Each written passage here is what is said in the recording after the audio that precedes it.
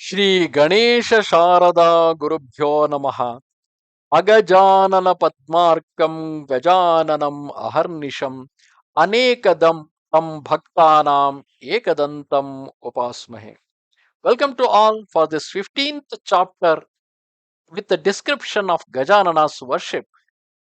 So, in the previous chapter, we have seen how Brahma was encompassed with so much of obstacles in the beginning of creation because he was commanded by Gajanana to do the creation and he was filled with so much of pride for himself.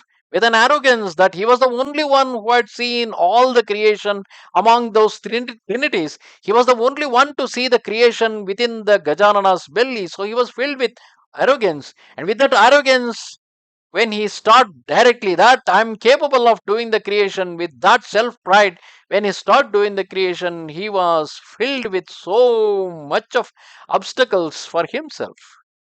So upon that, he started praising Gajanana. He started reciting the shloka in praise of Gajanana, and immediately he heard the words, perform the austerities. He don't know on whom to meditate upon.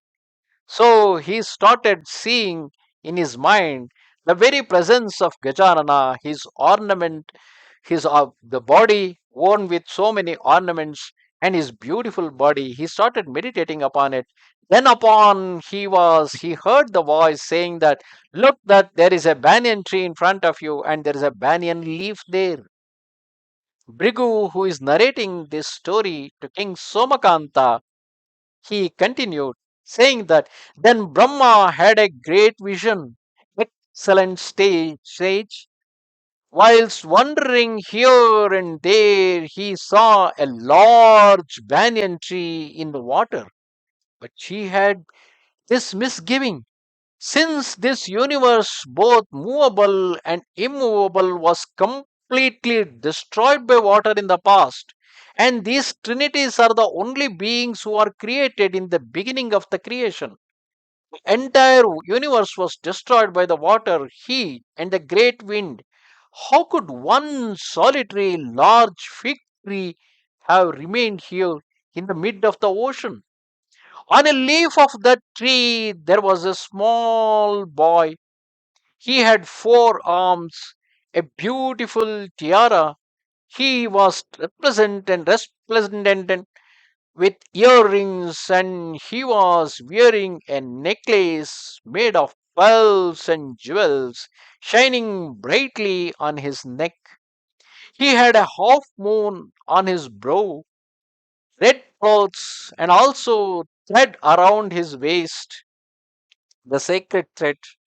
After seeing him like this, he wondered how that boy, with with his one tusk, that means the face of Gajanana, his human shape and his elephant face glowing brightly could be there. How this one small boy could be there on a banyan leaf in a single banyan tree, the fig tree in the mid of that ocean? How he could able to survive? Then with his trunk, the boy threw water onto his head from the trunk, like the elephant sucks the water in the trunk and threw it out. So Gajanana took the water in his trunk and threw it on the face of Brahma.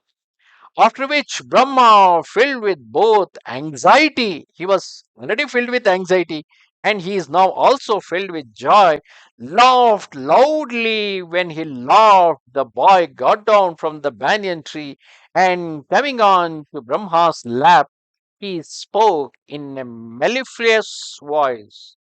It's natural. This is the beginning of creation. But just because he is now going to create, one need not have to be too serious. So Gajanana just want him into a jolly, joyous mood, so that when we are in a joyous mood, when we are filled with humor, whatever we create will going to be wonderful. But in case if we become too serious, or if we are having bad things in our mind, naturally what we will going to create will also go do no good to this particular world. That's what Gajanana telling to all the people. You may be creating any wonderful thing, don't be too serious, be happy, Have a humor in your mind so that whatever you create is certainly going to be useful to the entire world. In spite, the boy now talks in a mellifluous voice. In spite of your venerable age, you are too foolish. You are already old.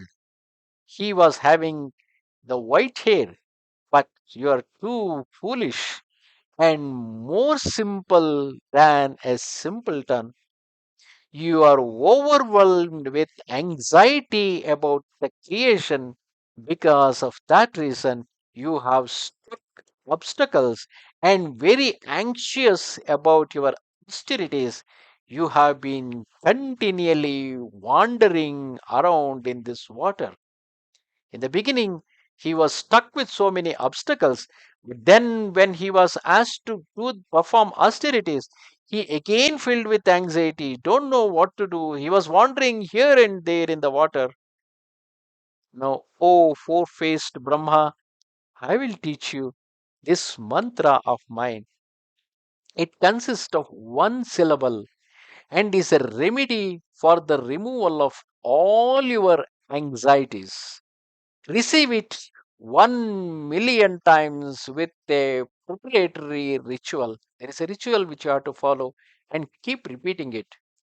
Even psychologically, too, if you keep repeating a particular syllabus, when you take up a particular syllabus and keep repeating it for several times, lots of anxieties in our mind will disappear. It is these anxieties are the source of all the obstacles that get created.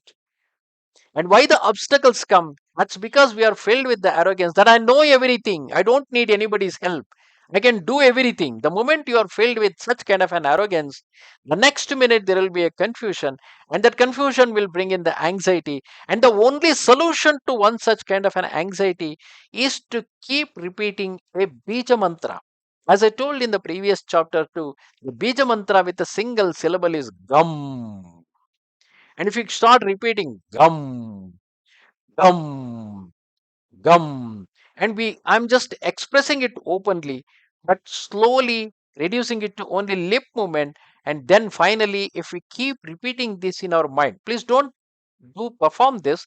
It's better always to go in search of a guru, a master who has already practiced it and has succeeded in that. Because if it is explained to you by a master who had got a success, here too Vyasa had heard about this from Brahma, who had got it from Gajanana himself and mastered it, and because of that reason he could able to successfully create the creation. So he is a testimony. He is saying, look, I myself I am the testimony for you. I performed the same ritual, I recited the same mantra, and I could able to come out of the confusion, could able to win over my anxiety, and I could able to do the creation perfectly. So I am telling you, so if you got a guru, a master who will tell with confidence that if you perform this like me, you will also get a success, your confidence level will increase, and that increase in confidence level is more important than simply reciting the mantra. And for that, it is better always to get it done, get it uh, taught by a guru, because they will also explain you the ritual to be followed. And in case if you made any mistake, and in while reciting this mantra, lot of problems also can come, and when that problem comes, it is only the guru who can help you how to overcome those problems and finally achieve the success. That is why in India we say that anything like this, any spiritual practice must be practiced under the supervision of a guru, a master. Well, we will now continue. Receive it 1 million times with the preparatory ritual, and then I'll become visible for you and give you the utmost capacity to create. In fact, Brahma is seeing this banyan tree and seeing this Bala Gajanana, the Gajanana as a kid. He is seeing all these things only in his dream. He has not seen him explicitly. He is seeing all those things in his dream. After he had seen that marvelous thing in a vision, which I'm calling it as dream, in his vision, Brahma, whose seat is a lotus, came to his senses and he lamented, when will I have the sight of the highest Lord? For sunk in an ocean of joy was I when I experienced that vision. When he experienced that vision, he was sunk in the ocean of joy. So, if just by having the vision, if I'm sunk in a ocean of joy, what if I saw him explicitly in front of my own eyes? How much wonderful the vision, how much wonderful the very sight of the great God, the supreme deity Gajanana.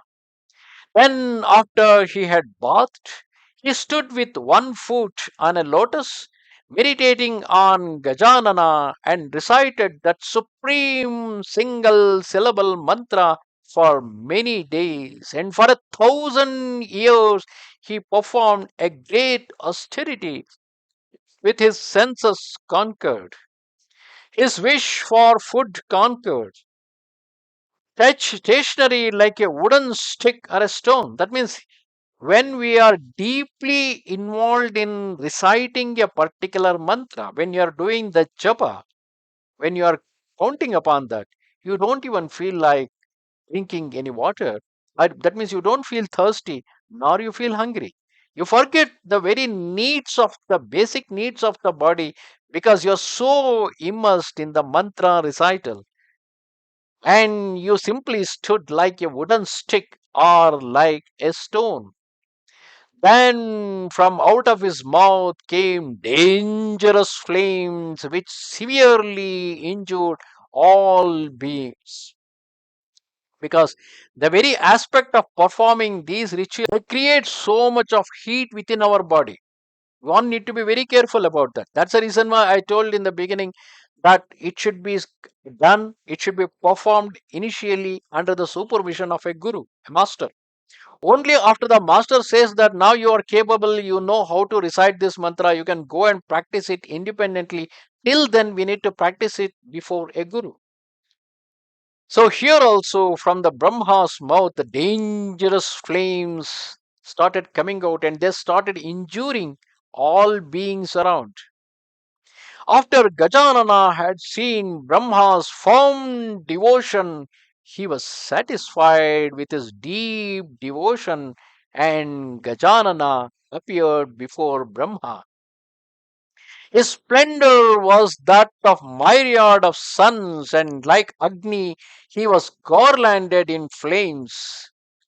He was all but burning the three worlds and all but destroying heaven and earth.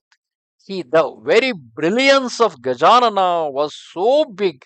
The very brilliance of that light was so big. It looks like the whole world is burning in the fire. He holds a lotus and an axe. He is ornamented with divine garlands. He removes all difficulties and his body is entirely beautiful. A resplendent trunk on his lovely face, he nourishes his devotees' wishes. The sole destroyer of all obstacles for gods, men, and sages. After he had seen that mass of fiery energy in front of his eyes, Brahma shook tremulously, and became terribly anxious. That's his natural nature. He earlier also he was anxiety, he was filled with anxiety. Now, after seeing such a brilliant light in front of him, he is again got terribly anxious. His mind so distracted that he ceased reciting. He stopped reciting the mantra. He covered his eyes and the recollection faded. But having regard to his particular condition, Vignaraja Gajanana spoke immediately. Ganesha said, "Do not be afraid, O Lord of the worlds. It is indeed I who have come. I who taught you this auspicious single syllable mantra in your vision, because of which you have attained the success of reciting. I have come to grant you the boon, and I have assumed my placid appearance. So choose a boon, O firm vowed Brahma. I am pleased, so I will give you whatever is. whatever desire you are having in your heart. For when I'm pleased, anything can come about. There is no doubt of it. That means when I'm in front of you, you may ask for any desire of your heart, and I will grant you all your desires. The sage said, that means the Bhrigu who is explaining this story to Somakanta, continued the story. Having heard this pure speech from Gananatha, another name for Gajanana, Brahma rejoiced while reflecting upon the Supreme, and having bowed to the teacher of those who are moving and non moving, who is the supreme teacher, being the supreme deity, he is also the first teacher who had taught the knowledge to all the moving and non moving, that means living and non living beings. His heart became calm. He said, finally, my birth became fruitful. Brahma said, the Lord who is never accessible to the yogis who know the Vedas and the Shastras and all the Upanishads, he who has neither beginning nor end, who is eternal, immeasurable, and without qualities, has now become visible to me. One who is formless, qualityless, he has become now visible to me because of my stores of merit. If you are pleased, O Lord of gods, Vignesha, bringer of compassion, give me that rock solid devotion towards yourself, in the consequence of which trouble will not touch me. So when the God appears before you, God appears, the supreme deity is appearing before Brahma. He could able to get everything, but God is the one, the supreme deity is the one who can provide everything in this world. But the best thing that one can ask to one such supreme deity is to have a rock solid devotion towards that supreme deity, because in the consequence of such, no trouble can touch us. That means we will never be troubled by anything. And then, by the grace of that supreme deity, we can achieve anything in this world if there are no obstacles. How scientific it is. Give me immediately the capacity to undertake the creation with variety when you are satisfied, O Gajanana. If you are satisfied, please give me the boon to do all the creation with a variety. He had already shown him what he is supposed to create. But even to do that creation, even to do that, the strength and the power need to come from the same deity. That means I would have seen what needs to be done. But the knowing, the knowledge of what is to be done, and the capability to do that, everything should come from that same supreme deity. That is the kind of surrenderness to that supreme deity. Let all these obstacles be removed.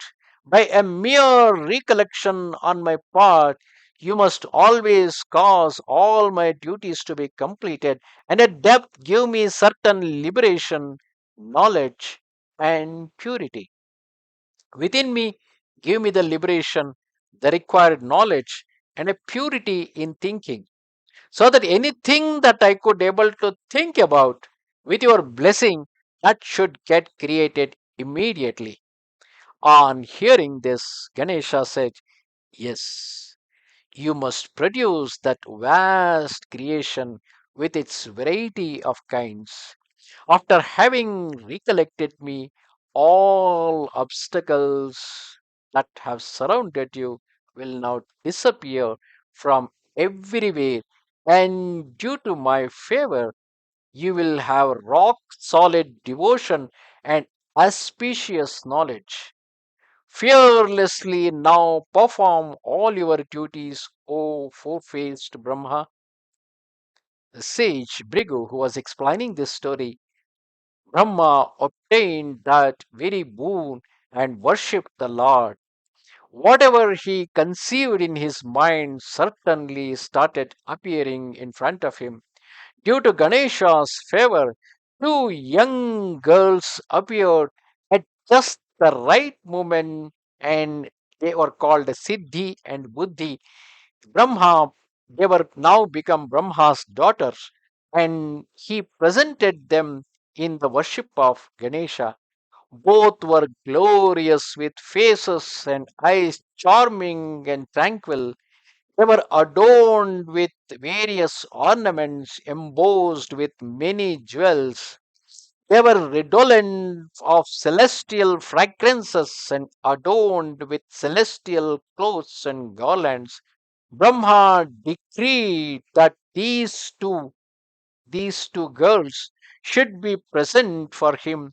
He offered them to Gajanana, a handful of celestial flowers and burning lamps in a plantain wood, and having eulogized him with his 1,000 names, that means praising him with the 1,000 names of Gajanana, he then performed a circumambulation of him.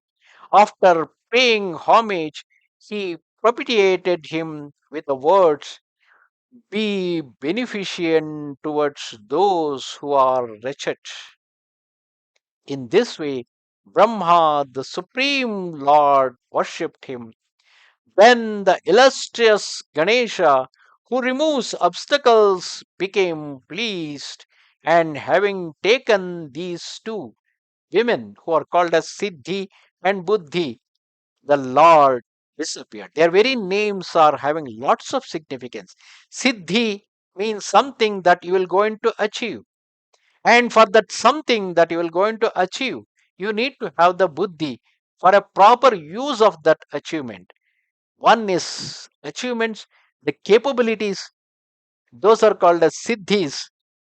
Similarly, using them in the right way is called as buddhi. So he created, personified them in the form of girls, and he offered them to the Lord.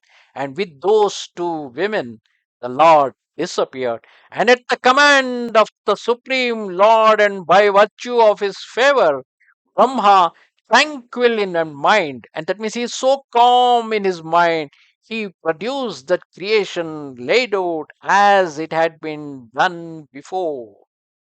Thus ends the 15th chapter of Upasana Khanda of the glorious Ganesha Purana, in which the Gajanana himself explained him the way of worshipping him. And as explained by Gajanana, Brahma worshipped Gajanana, and he could able to have a very calm mind and the required knowledge and the strength to perform the creation.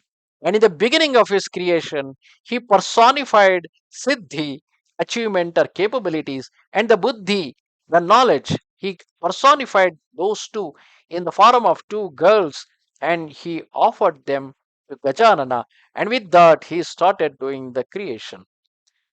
Namaste Sharada Devi, Kashmira Puravasini, Twamaham Prarthaye Nityam, Vidyadanancha Dehime. Goodbye to all.